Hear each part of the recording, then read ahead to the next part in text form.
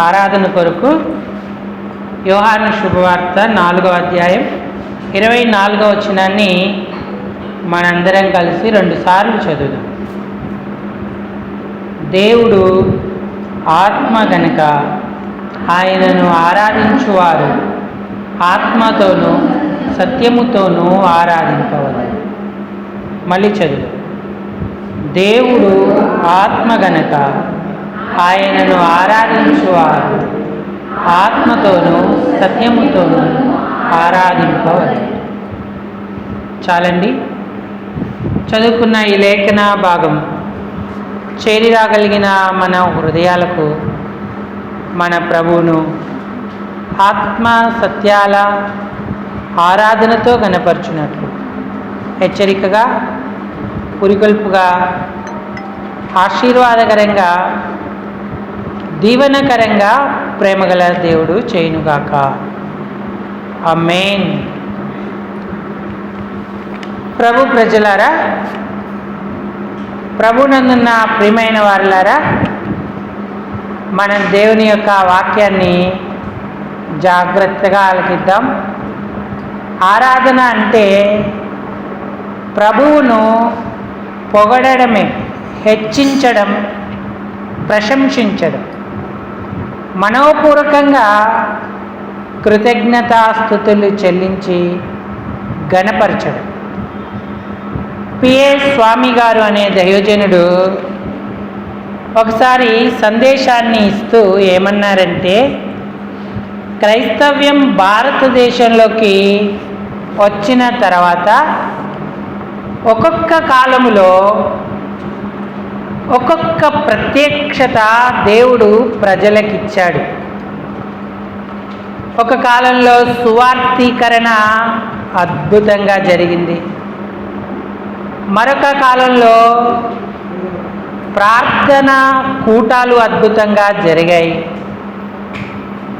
మరొక కాలంలో దేవుని ప్రజలు సహవాసంగా కూడుకోవడం అద్భుతంగా జరిగింది.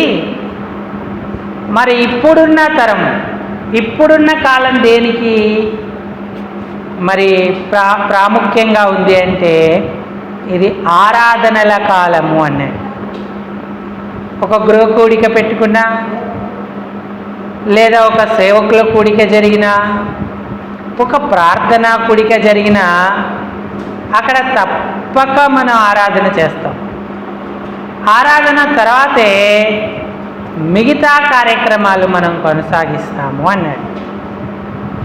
సో పాటల ద్వారా, పలుకుల ద్వారా, మన జీవిత నడవడిక ద్వారా మన ప్రభువును మహిమపరచడమే ఆరాధన. ఇలాంటి శ్రేష్టమైన, ఉత్కృష్టమైన ఆరాధనకు ప్రభువు మనల్ని నడిపిస్తూ వచ్చాడు. కాబట్టి ప్రియులారా, ఇక్కడ కూర్చున్న మనం ప్రభువును ఆరాధించకుండా వెళ్ళకూడదు. ఆయనను గణపరిచి ఆయన నామాన్ని హెచ్చించి మనం వెళ్ళాలి. ఎందుకంటే ఆయన వ్యక్తిత్వం గొప్పది, ఆయన గుణాలు, సుగుణాలు ఉన్నతమైనవి. అలాగే ఆయన చేసే కార్యాలు ఎవ్వరూ చేయలేరు. ఆశ్చర్యక్రియలు, ఘనకార్యాలు, ఎవ్వరూ ఊహించని గొప్ప క్రియలు అప్పటికప్పుడే ఆయన చేస్తాడు. అంతేకాదు, ఆయన తన ప్రత్యక్షతతో మనల్ని నింపుతాడు. ప్రభువును ఆరాధించడానికి 4 మనకు ఆధారం. ఒకటి ఆయన వ్యక్తిత్వం, రెండవది ఆయన గుణగణాలు, మూడవది ఆయన గొప్ప కార్యాలు, 4వది ఆయన ప్రత్యక్షత. అవి మనం గ్రహించి, అనుభవించి, ఆనందిస్తూ ఆయనను ఆరాధించగలిగే వారంగా ఉండాలి. లేదా అలవాటుగా, ఆచారంగా 4 పలుకులు లేదా ఒక పాట పాడి నేను ప్రభువును ఆరాధించాను అని భ్రమపడకూడదు. అవి మనం ఎంతవరకు గ్రహిస్తున్నామో, అనుభవిస్తున్నామో ఆయన ప్రత్యక్షతను పొందుతున్నామో గ్రహిస్తూ మరి మనం ఆనందంతో ఆయనను ఘనపరిచేటువంటి వారంగా ఉండాలి. ఆయన 2 విషయాల కొరకు వెతుకుతూ ఉన్నాడు. మొట్టమొదటిది లూకా శుభవార్త 19వ అధ్యాయము. లూకా శుభవార్త 19వ అధ్యాయం. ఆయన ఎవరిని వెతుకుతున్నాడు అంటే నశించిన దానిని. 10వ వచనం చదవండి. 10వ వచనం. నశించిన దానిని వెదకి రక్షించుటకు మనుష్య కుమారుడు వచ్చెనని అతనితో చెప్పెను. మనం ఆయనను వెదకలేదు. మనం ఆయనను పిలవకముందే ఆయనే మనలను పిలిచాడు. ఆయనే మనలను వెదికాడు. మనం ఆయన ఏర్పరచుకోలేదు, ఆయనే మనలను ఏర్పరుచుకున్నాడు. యోహాను సువార్త 15లో అంటాడు, చూడక్కర్లేదు, నేను మిమ్మును ఏర్పరచుకొని నియమించి తిని అన్నాడు. మీరు నన్ను ఏర్పరచుకొనలేదు అన్నాడు. కాబట్టి యేసయ్య మనలను పిలిచాడు, మనలను వెతికాడు, మనలను తన కొరకు ఏర్పరచుకున్నాడు. వెతకి రక్షించుటకే ఆయన ఈ లోకానికి వచ్చాడు. పాపంతో పతనమై నాశనమైపోతున్న మన ఆత్మ నరకంలో యుగయుగాలు కాలవలసిన మనలను ఆయన వెతికి రక్షించాడు. జక్కయ్యను వెతికాడు, రక్షించాడు. పేతురును కనుగొన్నాడు, యోహానును కనుగొన్నాడు, వెతికి వారిని రక్షించాడు. వారికి పాపక్షమాపణ, రక్షణ అనుగ్రహించాడు. సౌలును వెతికి రక్షించాడు. ఈనాడు నిన్ను నన్ను కూడా వెతికి రక్షించాడు. ఆయన మనల్ని పిలవకపోతే, ఏర్పరచకపోతే, ఆయన మనల్ని వెతకకపోతే మనం ఏమై ఉండేవాళ్ళమో? మన స్థితి ఏంటి? పాపము వలన నెమ్మది లేక, అశాంతితో, ఎంతో వేదనతో, మరి భయంకరమైనటువంటి ఆలోచనలతో విసిగి నరకానికి, నాశనానికి వెళ్ళేటువంటి స్థితిలో ఉన్నాము. దేవుడు ఎంత దయాళుడు! ఆయన మనల్ని వెతికి రక్షించాడు. మనందరి కొరకు ప్రాణం పెట్టాడు. ఎవరైతే మనోపూర్వకంగా గ్రహించి నేను పాపిని ప్రభు అని ఒప్పుకుంటారో వారిలో ఆయన ఆత్మ ప్రవేశిస్తాడు. వారికి శాంతి, నెమ్మది, సమాధానాన్ని అనుగ్రహిస్తాడు. అలాంటి వారే ఆరాధించగలుగుతారు. ప్రభువారు రాత్రి తన దగ్గరికి వచ్చినటువంటి నికోదేముతో ఏమని మాట్లాడాడంటే, నీవు తిరిగి జన్మిస్తేనే కానీ పరలోక రాజ్యాన్ని చూడలేవు. పరలోక రాజ్యంలో ఒకడు నీటి మూలంగాను ఆత్మ మూలంగాను జన్మింపకపోతే ప్రవేశింపడు అని చెప్పాడు. నికోదేము ఒక యూదులకు ధర్మశాస్త్ర బోధకుడు. ధర్మశాస్త్రం అంతా తెలిసినవాడు, కానీ అతనికి తిరిగి జన్మానుభవము లేదు. అందుకే ఆయనతో అది మాట్లాడుతూ ఉన్నాడు. ఆయన అన్నాడు, ముసలివాడైన మనుషుడు మళ్ళీ తల్లి గర్భంలోకి వెళ్ళి ఎలాగా జన్మిస్తాడు అని చెప్పాడు. అడిగాడు ప్రభువుడు. అయితే నేను ఫిజికల్గా భార్యాభర్తలకు లేదా స్త్రీ పురుషులకు పుట్టే జన్మ గురించి మాట్లాడట్లేదని ఆయన అతనికి వివరంగా వాక్యమూలంగా జన్మించాలి అని. అది దేవుని అక్షయ బీజం. దేవుని వాక్యం విన్నవాళ్ళు పశ్చాత్తాపడి ప్రభువును అంగీకరిస్తే వారు ఆయన మూలంగా జన్మించిన వారు. యోహాను సువార్త 1:12లో వారికి అధికారం ఉంటుంది. చదవండి. ఎందరూ తన్ను అంగీకరించిరో, 1:12, వారందరికీ అనగా తన నామమునందు విశ్వాసముంచిన వారికి దేవుని పిల్లలగుటకు ఆయన అధికారము అనుగ్రహించెను. వారు దేవుని వలన పుట్టినవారే గాని రక్తము వలనైనను శరీరేచ్ఛల వలనైనను మానుషేచ్ఛల వలనైనను పుట్టినవారు. తల్లిదండ్రులకు జన్మించాం, కానీ వాక్యమూలంగా ఆత్మమూలంగా పుట్టామా?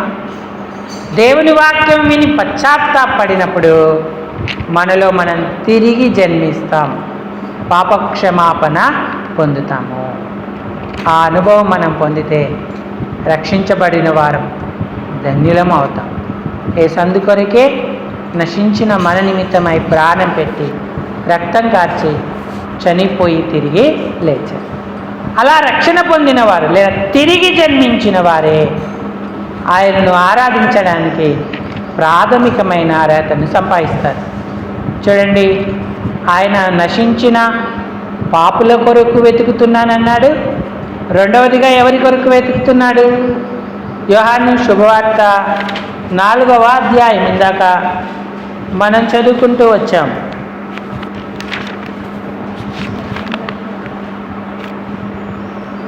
4వ అధ్యాయం పై వచనం చదవండి. యథార్థముగా ఆరాధించువారు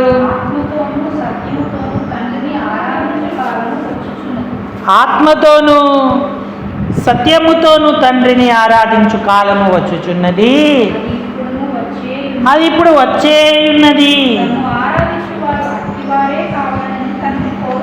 తనను ఆరాధించువారు అలాంటి వారే కావాలని తండ్రి కోరుచున్నాడు అన్నాడు. కోరుచున్నాడంటే 1 అని కింద చిన్న అక్షరాలతో ఏమని రాయబడి ఉంది? వెదకుచున్నాడు. నశించిన దాన్ని రక్షించడానికి వెతుకుచున్నాడు. రెండవదిగా తన పిల్లలు ఆత్మ సత్యాలతో ఆరాధించాలని వెతుకుచున్నాడు. ఈ మాట ఎవరితో చెప్పాడంటే సమరయ స్త్రీతో చెప్పాడు. నికోదేముతోనేమో రక్షణ గురించి మాట్లాడాడు. అతడు యూదుడు, బోధకుడు, ధర్మశాస్త్రం అంతా ఎరిగినవాడు.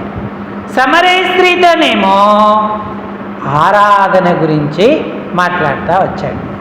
నువ్వు ఆరాధన నేర్చుకున్నావా? ఆరాధన అనేది ఎంత శ్రేష్టమైన అనుభవం. ఆత్మ సత్యాలతో ఆరాధించాలి. తండ్రి ఆత్మ, దేవుడు ఆత్మ గనుక ఆత్మ వెలిగింపబడి సత్యవాక్యం అనే అనుభవం మనకు కలిగినప్పుడు మనం మౌనంగా ఉండం. ఆయన వ్యక్తిత్వాన్ని, ఆయన గుణాలను గుర్తించి, అంతేకాదు ఆయన యొక్క గొప్ప కార్యాలను తలపోసుకుంటూ ప్రత్యక్షతను పొందుకుంటూ మనం ఆయనకు ఆరాధన చెల్లిస్తాం, కృతజ్ఞతాస్తుతులు అర్పిస్తాం. మనల్ని రక్షించడమే కాదు, మన ఆరాధనలను కోరుకుంటూ వెతుకుతున్నాడు ఎక్కడ నాకు ఆరాధన దొరుకుతుంది అని. ఆయన దేవదూతలు ఆరాధిస్తున్నారు, కానీ వాటి అందు ఆయనకు అంత ఆనందం లేదు. వాళ్ళు ఒకటే మాట చెప్తారు, పరిశుద్ధుడు పరిశుద్ధుడు పరిశుద్ధుడు పరిశుద్ధుడు అని. కానీ మనం ఎన్ని చెప్పగలుగుతాం? దేవుని గురించి ఎంత ఎరిగాం? ఆయన రక్షకుడు, ఆయన తండ్రి, ఆయన ప్రేమామయుడు, ఆయన నా కొరకు గొప్ప కార్యాలు చేశాడు, ఆయన నా స్నేహితుడు, ఆయన దినమెల్లా నాతో ఉంటాడు, ఆయన నన్ను ఒంటరిగా ఎప్పుడూ విడిచిపెట్టాడు. విస్తారమైన కార్యాలను మనం పొందాము. అందుకే ప్రభువును మనం ఆత్మసత్యాలతో ఆరాధించాలి, ఆయన గణపరచాలి. పాత నిబంధనలో ఆలయంలోకి రావడానికి అవకాశం లేదు, వాళ్ళు బయట ఉండే ఆరాధించారు. కానీ కొత్త నిబంధన కాలంలో మనం స్థల ప్రాముఖ్యత లేకుండా ఎక్కడైనా ఎప్పుడైనా మనం ఆయనకు కృతజ్ఞతాస్తుతులు చెల్లించవచ్చు. హెజ్కేలు గ్రంథం 46వ అధ్యాయం 3వ వచనం చదవండి. హెజ్కేలు గ్రంథం 46వ అధ్యాయం 3వ వచనం.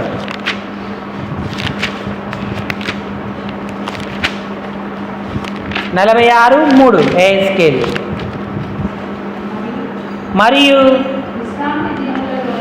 విశ్రాంతి దినములలోను అమావాస్యలలోను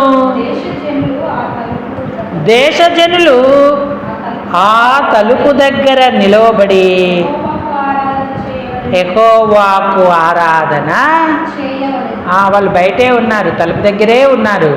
కానీ మనం లోనికి వచ్చాం, దేవుని సన్నిధానంలోకి వచ్చాం, ఆయనను ఆరాధించడానికి ఆధిక్యత పొందుకున్నాం. అడే ప్రియులారా, నువ్వు ఆరాధించడానికి సిద్ధమా? రక్షణ పొందిన ఎవరు మౌనంగా ఉండొద్దు. ప్రభా, నన్ను నశించిన నన్ను వెతికి రక్షించావు. అంతేకాదు, నేను ఆరాధన చేస్తూ ఉంటే నువ్వు ఆనందించాలని వెతుకుతున్నందుకు నీకు స్తోత్రం. నీ వ్యక్తిత్వం ఎంత గొప్పది, నువ్వెన్నడూ మారవు. నీ సుగుణాలు గొప్పవి తండ్రి, అలాగే నీ కార్యాలుగా పక్షంగా గొప్పవి. నీ ప్రత్యక్షత నాకు ఇస్తూ నన్ను బలపరుస్తున్న నీ ప్రేమకు నేనేమివ్వగలను ప్రభా? ఇదిగో ఈ నా విరిగి నలిగిన హృదయంతో కొద్ది స్తుతి ఆరాధన నీకు అర్పిస్తున్నానంటూ మనం ప్రభువును ఆరాధన చేయాలి. సమరయ స్త్రీ తన పాపపు పాత రోత జీవితాన్ని విడిచిపెట్టి ఊర్లోకి వెళ్ళి ఈయన క్రీస్తు కాడా లోకరక్షకుడు అని ఆయనను పరిచయం చేసి ఆమె అనేకులు ఆయన యందు విశ్వాసం ఉంచేటట్టు చేసింది. అదే ఆమె జీవిత మార్పే ఆరాధన, ఆమె ప్రకటనే ఆయనను కనపరిచి దేవుని నామాన్ని మహిమపరిచింది. అది ప్రియులారా, మనం కూడా అట్లు ప్రభువుని ఆరాధిద్దాం. ప్రభా, నా జీవితంలో చేసిన గొప్ప కార్యాలకు వందనాలంటూ ప్రభువును గణపరుద్దాం. ఈ తలంపులను దేవుడు దీవించునుగాక. అందరి తలలు ఉంచి కళ్ళు మూసుకోండి, మనం ఆరాధనలోకి వెళదాం. ఒకరి తర్వాత ఒకరు ఆరాధన చేద్దాం.